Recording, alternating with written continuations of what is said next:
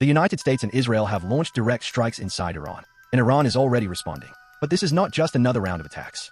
The pattern we are seeing right now points to a conflict that may not stop anytime soon.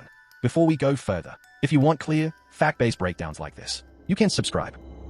On February 28, 2026, before most people could even understand what was happening, explosions were already being reported inside Tehran. These are not random blasts. Early strikes were focused on locations linked to Iran's missile program and military command systems, including facilities believed to support ballistic missile storage and coordination. People woke up to loud sounds, windows shaking, and confusion spreading faster than information. Within a short time, more strikes were reported near Isfahan, a region often associated with key infrastructure. The United States and Israel carried out these attacks using systems designed for speed and precision. Stealth aircraft, such as F-35 fighters, supported by long-range precision-guided weapons, allowed strikes to be delivered with very little warning. These operations are not meant to send a signal. They are meant to reduce the other side's ability to respond before it can fully react.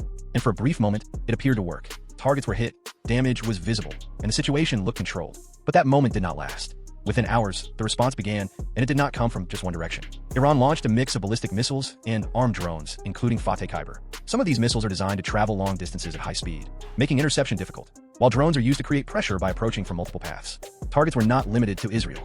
U.S. military locations across the region were also placed under threat, including areas near the U.S. Fifth Fleet Base in Bahrain and the Al Udeid Air Base in Qatar. These are not symbolic locations. They are key operational points. At that point, the situation changed completely. This was no longer a controlled strike. It had become an exchange. And once both sides begin using their core capabilities, the conflict becomes harder to contain. On one side, the United States and Israel are relying on air dominance and precision. Advanced fighter jets, surveillance systems, and guided munitions allow them to identify and hit targets with accuracy, often before the other side can respond effectively. On the other side, Iran's strength lies in scale and continuity. Large numbers of missiles, combined with drones and layered responses, are designed to keep pressure constant rather than relying on a single decisive strike. Inside Iran, emergency response teams are working through damaged areas. Hospitals are receiving casualties, and infrastructure disruptions are beginning to affect daily life. Early reports already indicate deaths and injuries, but numbers alone do not capture the full situation. Each number represents a person, and each person is part of a larger circle of people affected. Beyond all of this, the most important factor remains the same: the direction in which this is moving. Because at this stage, the situation is not stabilizing. It is expanding. More strikes, more responses, more pressure, and once a conflict reaches that point, controlling it becomes significantly harder. So this is where things stand right now. This is not a warning phase. It is not a limited exchange. It is an active conflict that is still developing, still expanding, and still far from its peak. And the real question is no longer how it started. The real question is how far it will go before it stops. So tell me, what do you think? This conflict will stop here? Or is this just the beginning of something bigger?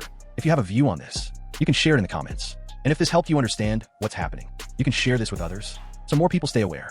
And if you want more clear, fact-based breakdowns like this, you can subscribe.